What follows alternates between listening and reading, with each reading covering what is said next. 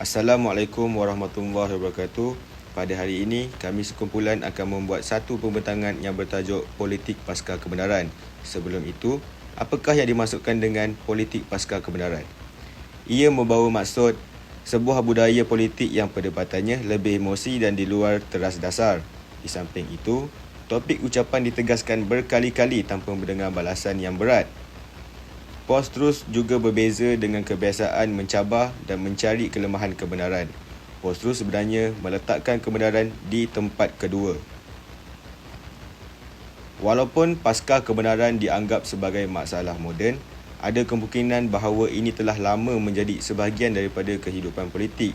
Tetapi, ia kurang terkenal sebelum kehadiran internet. Assalamualaikum warahmatullahi wabarakatuh. Nama saya Muhammad Hakim Manaf. Di sini saya akan menyampaikan tentang isu untuk tajuk Undi 18. Terdapat isu yang saya perolehi, antaranya adalah mampukah belia berumur 18 tahun membuat penilaian sendiri untuk memilih pemimpin masa hadapan. Hal ini dibangkitkan kerana pada waktu itu belia baru menerima keputusan sijil pelajaran Malaysia dan pada waktu itu mereka sibuk mencari institusi pelajaran untuk mereka melanjutkan pelajaran pada masa akan datang. Ini akan mempengaruhi pemilihan mereka untuk memilih wakil rakyat pada pilihan raya akan datang, sama ada memilih dengan sendirinya atau hanya mengikut kedua ibu bapanya mereka sendiri.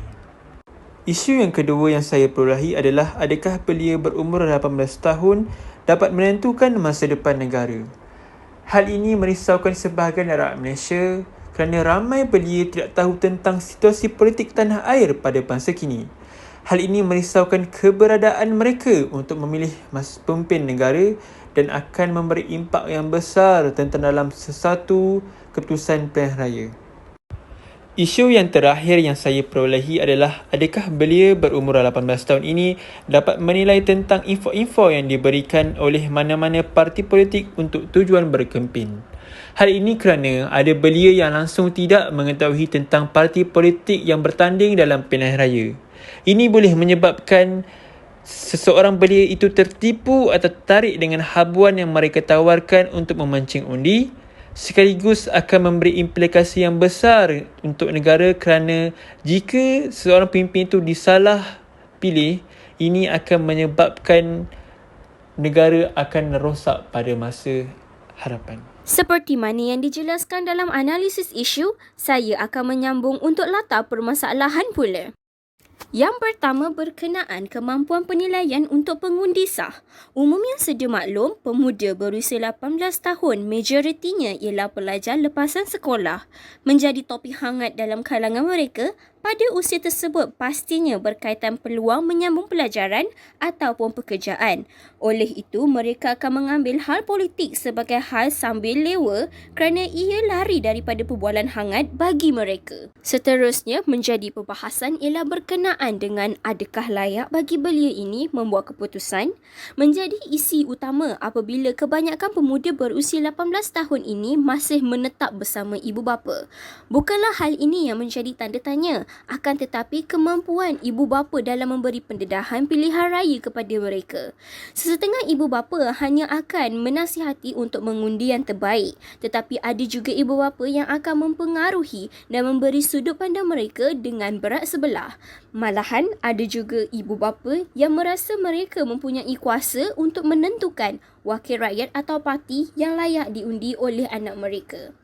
Hal ini amatlah bercanggah dengan konsep pilihan raya yang diharapkan. Akhir sekali ialah penggunaan pendigitalan.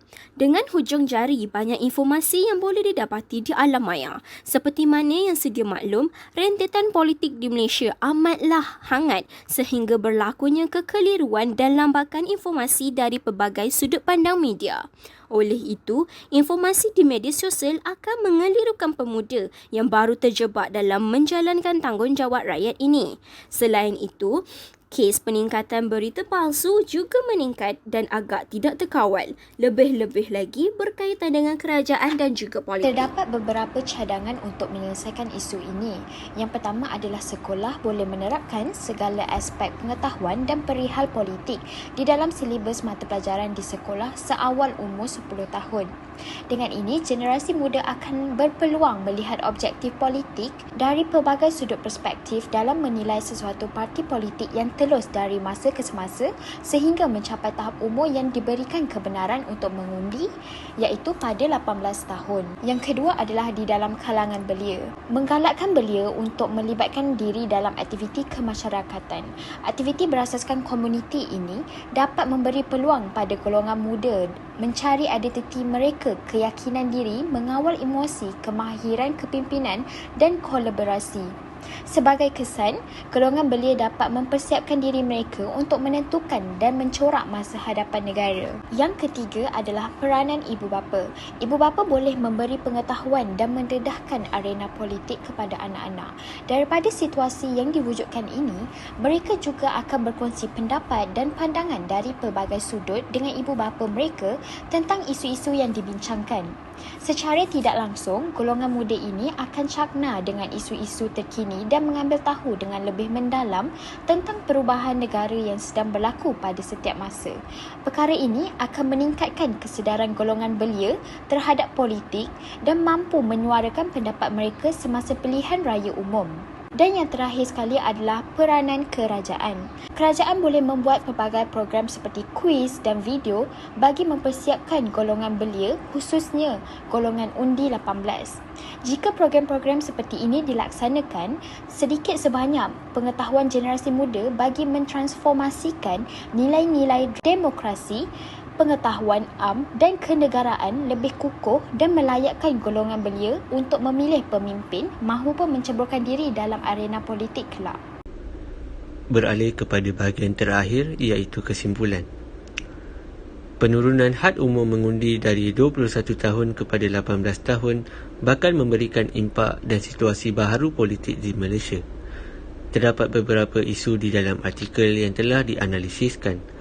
Antaranya ialah sejauh manakah kemampuan belia berumur 18 tahun membuat penilaian sendiri untuk memilih sosok pemimpin negara pada masa hadapan. Kelulusan rang undang-undang ini menimbulkan permasalahan berkenaan usia awal pengundian ini. Ramai pihak yang mencurigai tentang kemampuan golongan belia ini yang baru sahaja menginjak dewasa.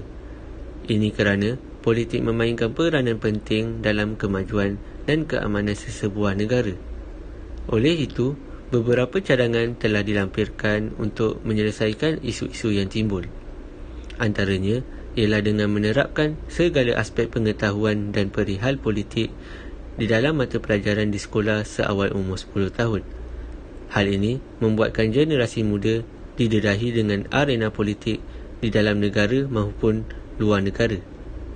Kesimpulannya, golongan belia haruslah bijak dalam membuat penilaian tentang pemilihan pemimpin di negara ini.